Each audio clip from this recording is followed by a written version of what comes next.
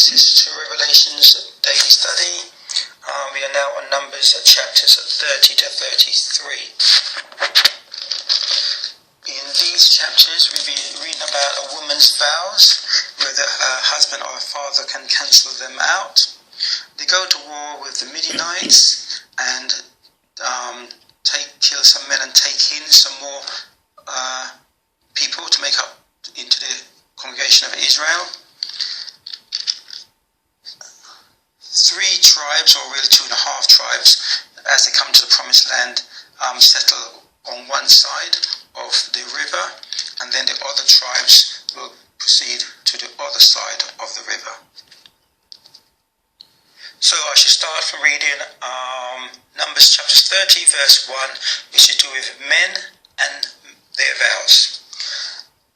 And Moses spoke unto the heads of the tribes concerning the children of Israel, saying, This is the thing which Yahweh hath commanded.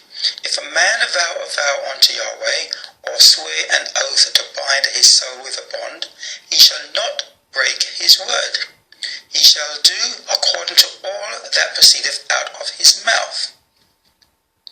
So later on we shall come to an account of Jephthah, who makes a vow as he came back from battle in Judges chapters 18, 29 to 40, which is where he, if you know the story, he said, whatever comes out of my house I will sacrifice to God, and it so happens it was his daughter that came out of their house. Judges 11. Coming on to women and their vows. Reading from verse 3.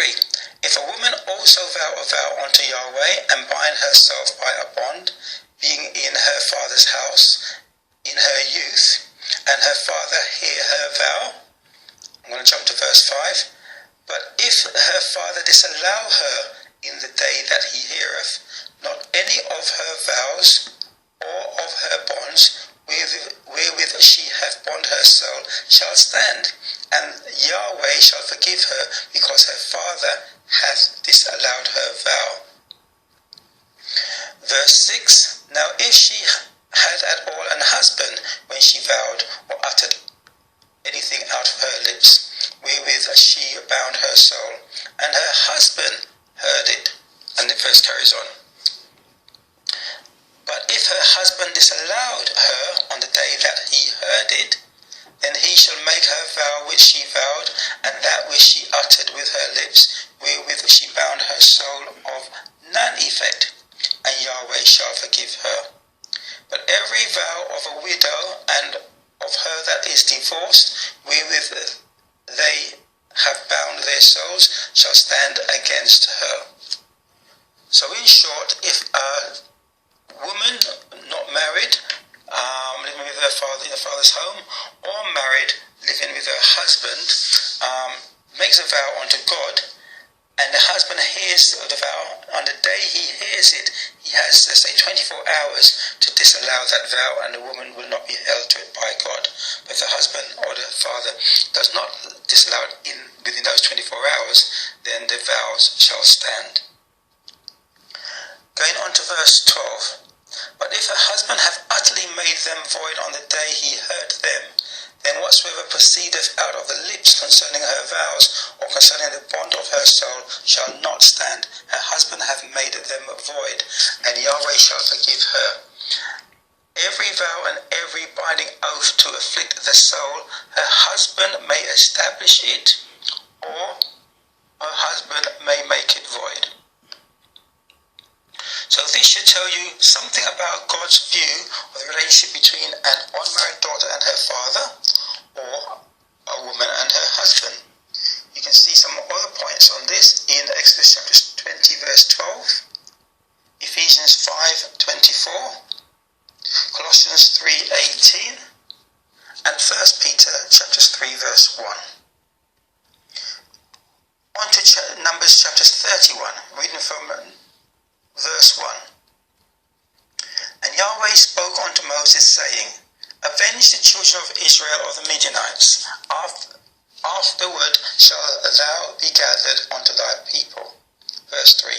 And Moses spoke unto the people, saying, Arm some of yourselves unto war.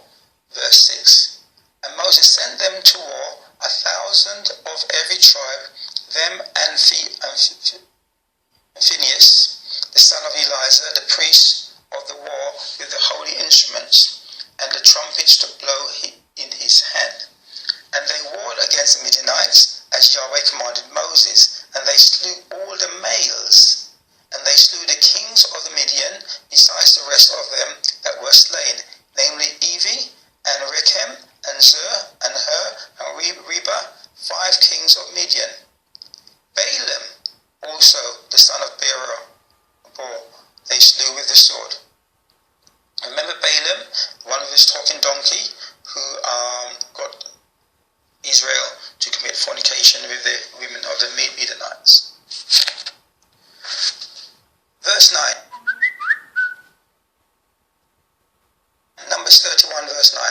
And the children of Israel took all the women, so they killed the men and took all the women of Midian captives and their little ones, and took the spoil of all their cattle and all their flocks and all their goods. Verse 14. And Moses was angry with the officers of their host, with the captains over thousands and captains over hundreds, which came from the battle. And Moses said unto them, Have you saved all the women alive? Behold, these caused the children of Israel to the council of Balaam to trespass against Yahweh. Behold, these caused the children of Israel through the counsel of Balaam to commit trespass against Yahweh. Israel through the counsel of Balaam to commit, and there was a plague among the congregation of Yahweh. Now therefore kill every male among the little ones, and kill every woman that hath known a man by lying with him. But all the women children that have not known a man by lying with him, keep alive for yourselves. Now this is an important verse or account to know the composition of Israel. We are having more foreigners, Gentiles, being added to the congregation.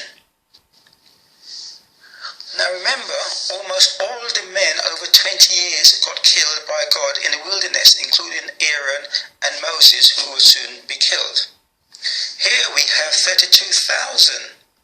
It says in verse 35, foreign males going into the promised land and growing up to be part of Israel, males, young males and the women who did know no men. Previously we had intermarriages with Jacob and 4 women from the east at Laban, when he met them at Laban. We have Joseph, an Egyptian wife, being married. We have Judah and others with Canaanite women into marriage. The women and male children of Genesis chapter 34 verse 29. So yes, that's the composition of the Israelites initially so far. Not forgetting the servants and the strangers also. Now we do not know the colour nor ancestry of the mothers of the wilderness children that will grow up to be part of this Israeli congregation and go on to be wives of the remaining men. So if we do not know the colour of the women, we're not going to really know the colour of their children that's going to be born from these women intermixing with the men who were left over that came out of Egypt. So in effect, from the very beginning, we cannot put a colour to this whole congregation of Israel.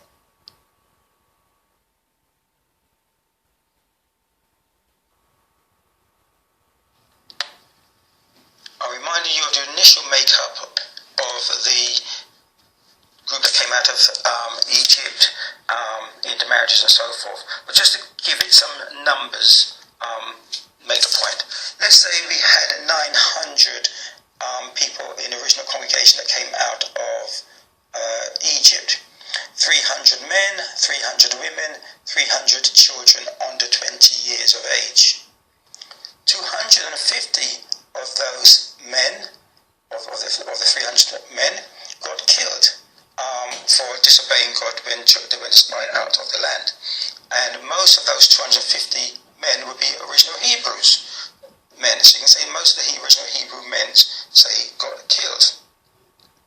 Remember, the ground opened up and swallowed up Korath and his associated elders. So a lot of those elders got killed. So who would be left to make up the congregation of Israel. Let's say we have 50 men, if we are generous with the ones left over, of which Caleb and Joshua will be 2. 300 children of various ancestries, i.e. servants, children, and so on, and 300 women.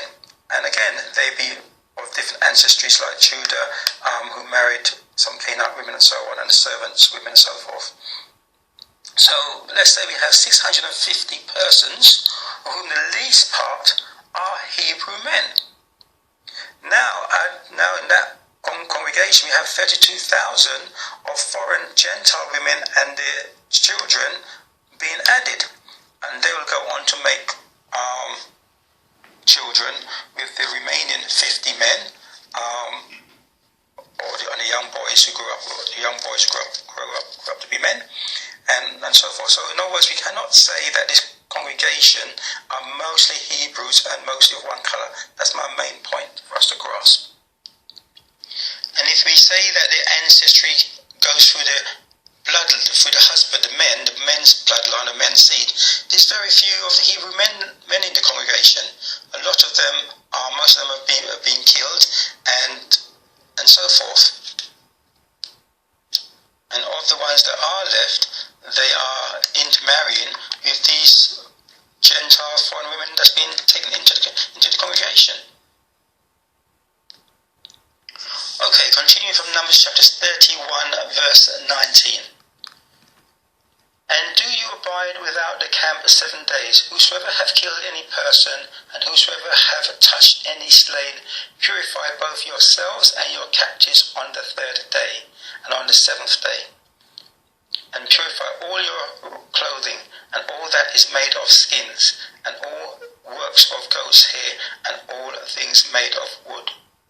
And Eleazar the priest said unto the men of war which went to battle, This is the ordinance of the law which Yahweh commanded Moses. Only the gold and the silver, the brass, the iron, the tin, and the lead, everything that may abide the fire, you shall make it go through the fire, and it shall be clean. Nevertheless, it shall be purified with the water of separation, and all that abideth not the fire, you shall make go through the water. In other words, to cleanse the things, if it can't go in fire, you will wash it with water, and if it's things like metal that can go through fire, use a fire to cleanse it. But either way, anything taken from these Gentile Moabite people are to be purified, either killed if they're men or with men, or purified as we just read.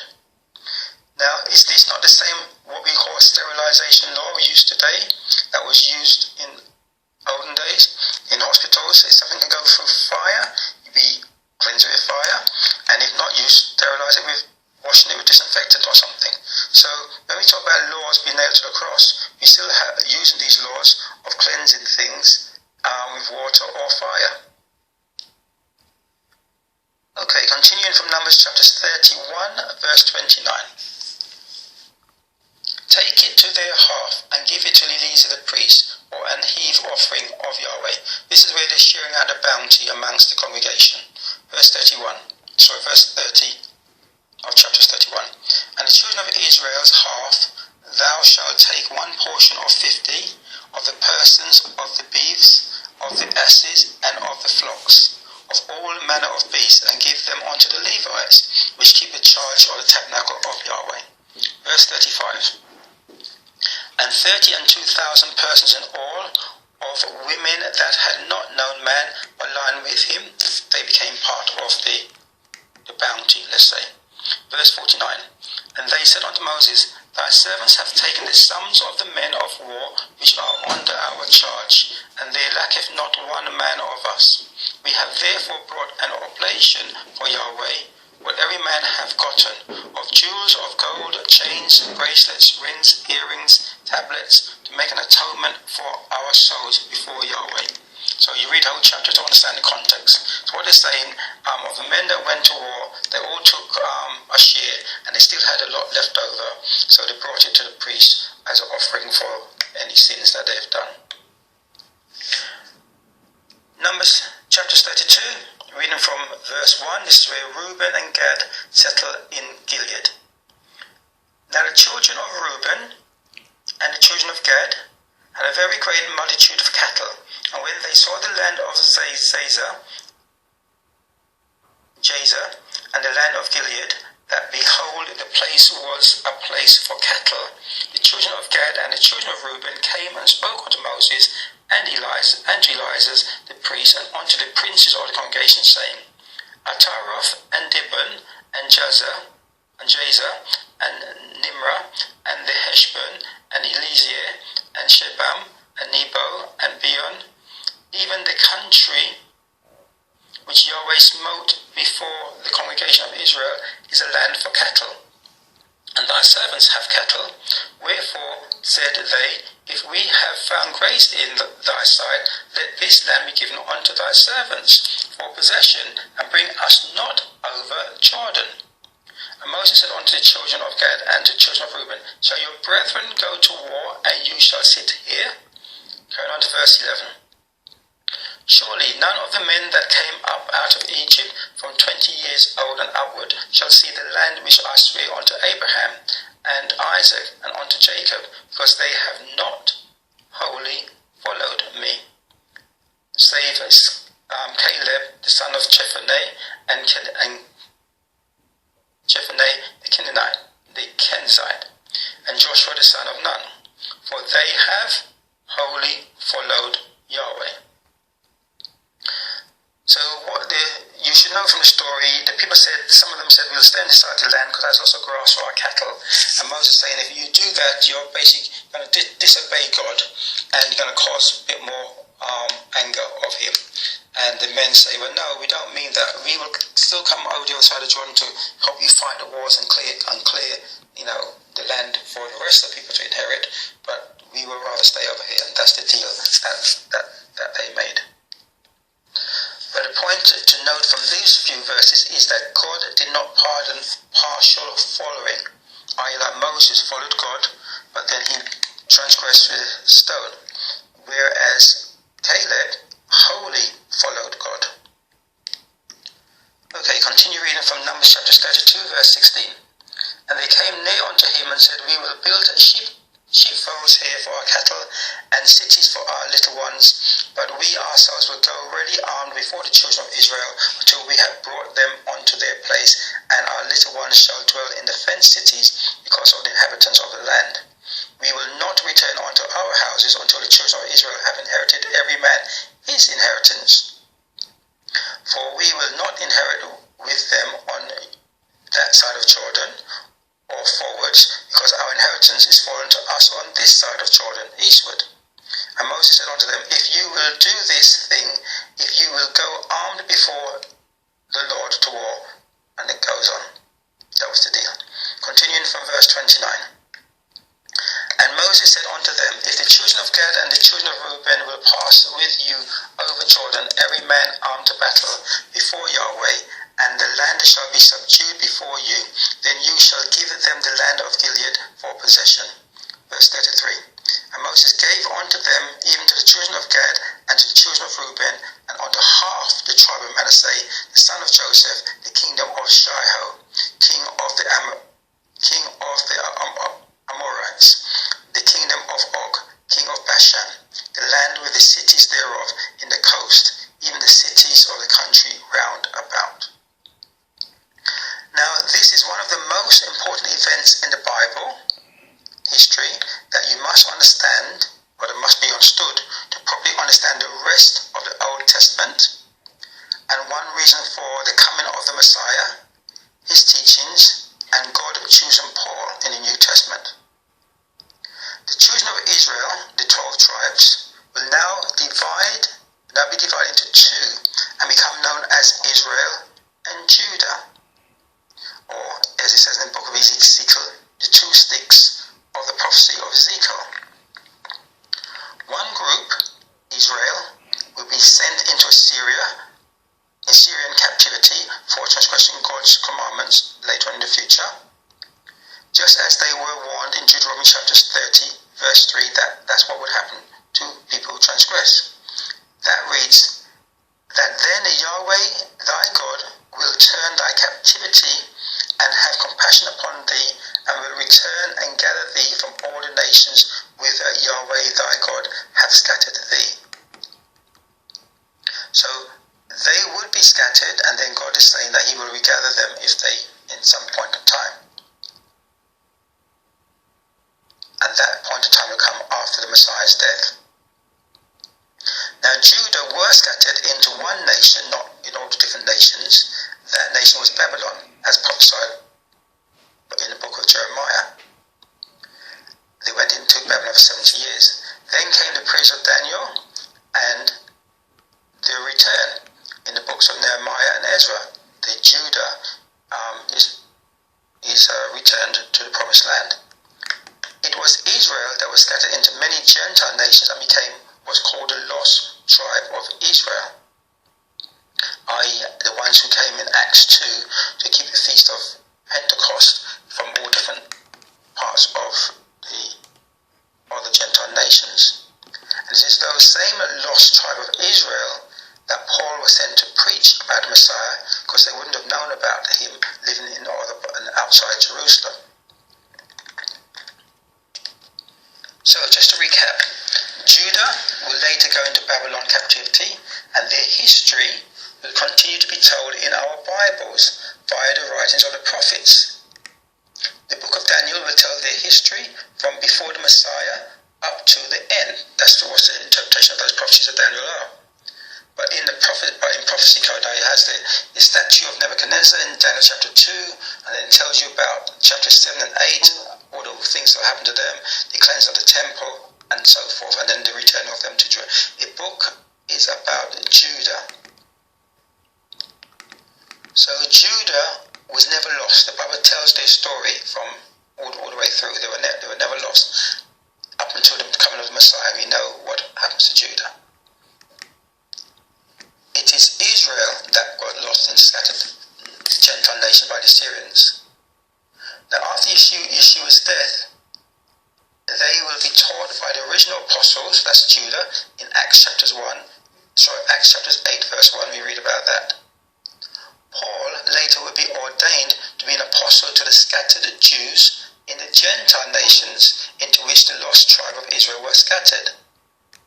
The purpose of God is to bring both parts of the 12 tribes back into one, as it says in Ezekiel.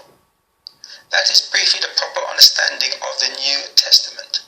It is not about Gentile nations, but scattered Israel in those nations. Bear that in mind, and you should understand the verses as Matthew chapter 10 verse 6, where Yeshua says, "But go rather to the lost sheep of the house of Israel." Matthew 15:24, "But he answered and said, I am not sent but to the lost sheep of Israel."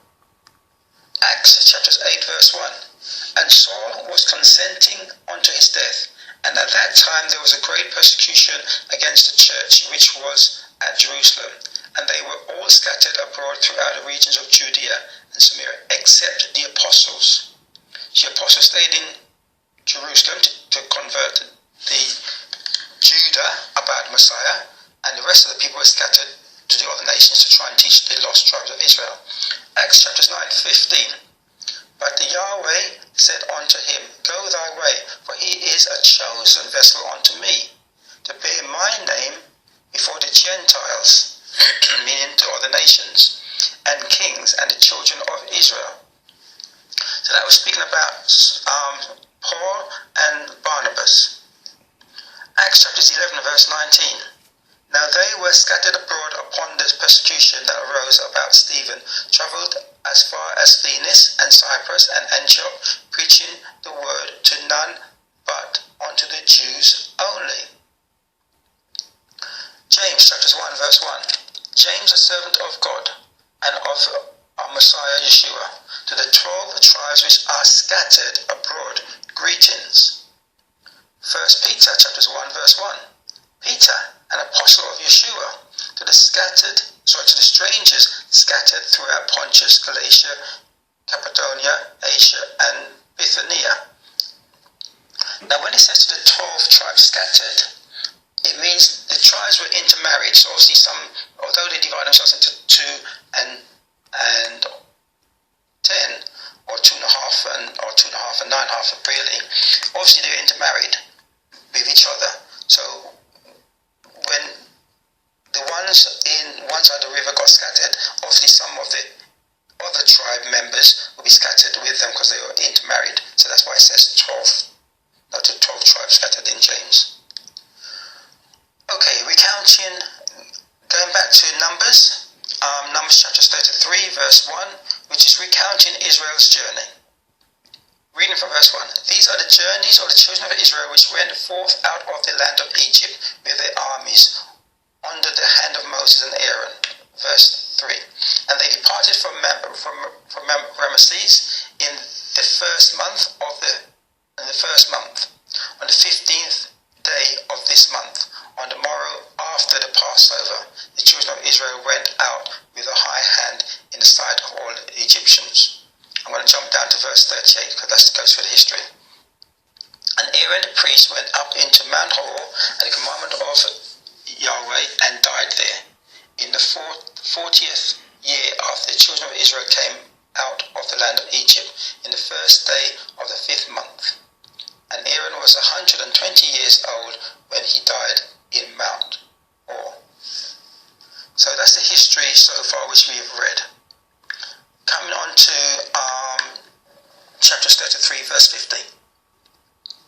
And Yahweh spoke unto Moses in the plains of Moab by the Jordan near Jericho, saying, Speak unto the children of Israel, and say unto them, When you are passed over Jordan into the land of Canaan, then you shall drive out all inhabitants of the land from before you, and destroy all their pictures, and destroy all their molten images, and quite pluck down all their high places. And you shall dispossess the inhabitants of the land, and dwell therein. For I have given you the land to possess it.